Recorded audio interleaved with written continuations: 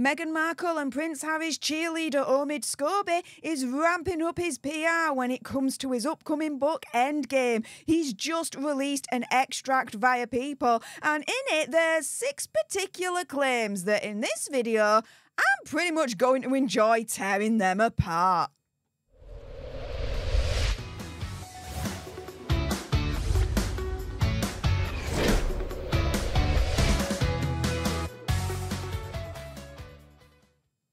Hey up everyone, it's me, Stef, the alternate, your nerdy alternative, and welcome to another dose of the Daily Nerd, where I break down the royal news and gossip of the day that's pretty much got me eye, and oh my goodness.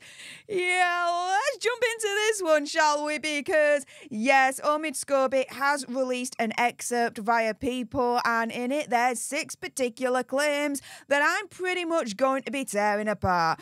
But of course, this is Stef, the alternate here, so I'm going to be coming with the receipts as well. So here are the 6 particular claims listed, and the first one is that apparently Prince William ignored Hazza when he asked how he was planning to get to Scotland. This was during the time whereby Queen Elizabeth II's health was in severe decline, and the main royals were on their way up to Scotland to see her before she would sadly pass away, right? But yeah, the claim here is Prince William ignored Hazza. Well, let me show you some lovely receipts as to why that actually may not be the case. And this is from Hazza's gob himself. Yes, because earlier on this year, unless you were living under a rock, Hazza also released his own book, Spare. And for his PR, he went on 60 Minutes with Anderson Cooper and did an interview. And he was explaining what was going on in terms of trying to get transport up to Scotland to see the Queen before she passed away. And he says, quote, "I asked my brother, I said, what are your plans? How are you and Kate, Princess Catherine, getting up there?" He then says, and then a couple of hours later, all of the family members that live within the Windsor and Ascot area were jumping on a plane together. A plane with 12, 14, maybe 16 seats. Now, Anderson Cooper, he wanted to clarify, and he was like, look, were you invited on that plane? Prince Harry says, I was not invited. Look at this whole exchange here. Not once does Hazza turn around and say, I messaged my brother to see, look, how are you getting up to Scotland? Could I potentially catch a lift, this, that, and the other? But when I messaged him, he ignored me. Not once in this exchange does he say, Prince William, my brother ignored me. He don't once say that. Yeah, right. Let's get on to tearing apart the second and third points, right?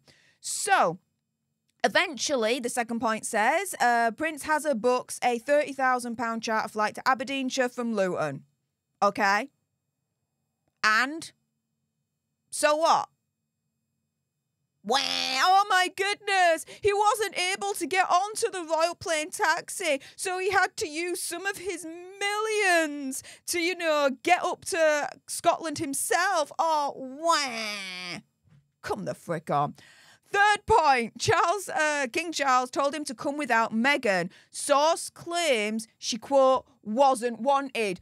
Okay, let's really, really tear this one apart, okay? Yes, King Charles did tell Prince Harry not to bring Megxie to Balmoral to see Queen Elizabeth II before she passed away. But it wasn't that she wouldn't be welcome on an insidious evil level, right? It was more King Charles told Hazza that it wasn't right or appropriate for Megxie to be in Balmoral at such a deeply sad time. And it was also pointed out to Hazza that Princess Catherine wasn't going and that the numbers really should be limited to the very closest family. So, yeah, it was made clear that Megxie wouldn't be welcome, but not in an insidious, evil way of, oh my goodness, here is another example of the royal family excluding Megxie in such an evil, bad, nasty way. No. She wasn't welcome because she wasn't considered part of the very closest family unit. Not even Princess Catherine was going. But no, Omid Scobie, opinion conspiracy theory, whatever, had to twist that, right? Had to twist that. So, let's get on to the 4th and 5th points. Are you having fun so far? Because I know I am. So, apparently, Asa had no idea about what was going on in Balmoral when his plane took off. But sources briefed newspapers that King Charles had personally informed him, right? Well, let's look at some more receipts, guys, because it was confirmed during that time last year that when Prince Hazard was on the plane to Aberdeen, he did receive a phone call from King Charles notifying him of the news that Queen Elizabeth II had passed away. And that by the time he landed, the news of the late Queen's death had then been announced to the world. So for Omid Scobie to turn around and say Hazard had no idea about what was going on in Balmoral, no, he did. He got a phone call. And not only that, but Prince William, Prince Andrew, Prince Edward and Sophie Wessex, they did as well. As it says here, they also learned the news of Queen Elizabeth's passing whilst they were in the air. They were being kept updated throughout, guys. Now, let's just go on to part 4 a little bit more, okay, guys? This thing about Hazard not having any idea about what was going on in Balmoral when his plane took off. Well, maybe Hazard, in his own mind, opinion, conspiracy theory, whatever, right, thought that he didn't know enough information about what was going on with Queen Elizabeth II, or know the amount of information that he thought he was entitled to know about what was going on with Queen Elizabeth II, right? Well, guess what? When it really comes down to it, it's his own damn fault anyway. Opinion, conspiracy theory, whatever, right? Because the reports were coming in that Hazard, when he was speaking to King Charles, was actually arguing with him about his decision for Megxie not to come, right? There was an argument about it. So, speaking to Royal Roundup host Pandora Forsyth, Cameron Walker, a royal insider, said, quote, "We found out that only Prince Harry was going to be travelling up to Balmoral with Prince William and the Earl and Countess of Wessex and Prince Andrew as well. There were lots of questions as to why that was. From reports, it points to the fact that now King Charles thought it was inappropriate, perhaps, for the Duchess of Sussex, i.e. Megxie, right, to be there.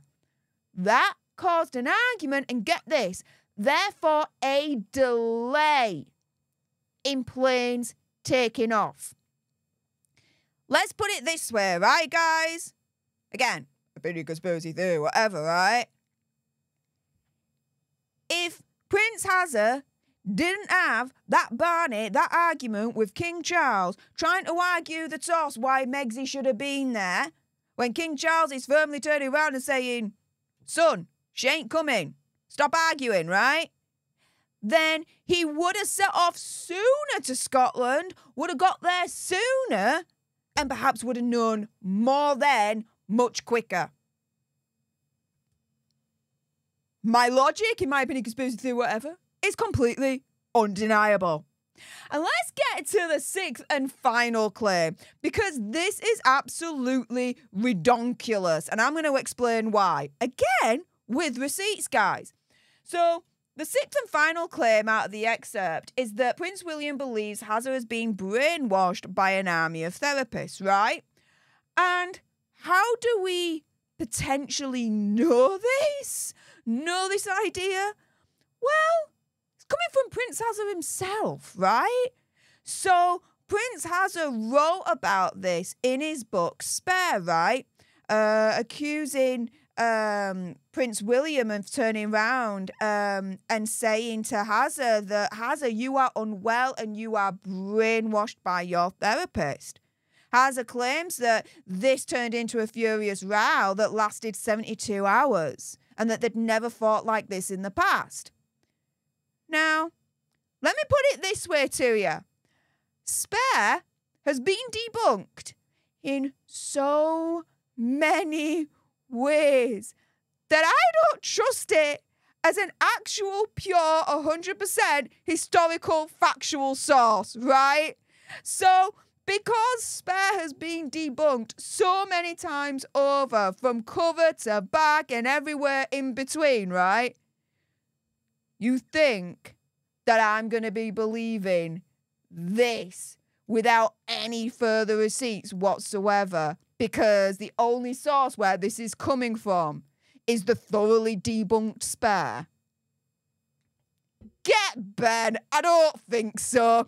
With that being said, if you appreciated this video and enjoyed this video as much as me making it, and I bet you did, then make sure on your way out you subscribe to join our alternate tribe. I'll be honest with you, help us get to 100k so we can get that silver play button right there and hopefully cause a boozy meltdown on Twitter. Like, share, comment down below your opinion, conspiracy theory, whatever. Also, as well, if you've got some very strong opinions about today's release of Omid Scobie's excerpt from Endgame, and I bet you do, then make sure you send me a super thanks. It's just below this video right here. We can have a conversation about this because it does guarantee a response from me. And until the next time, you guys, laters!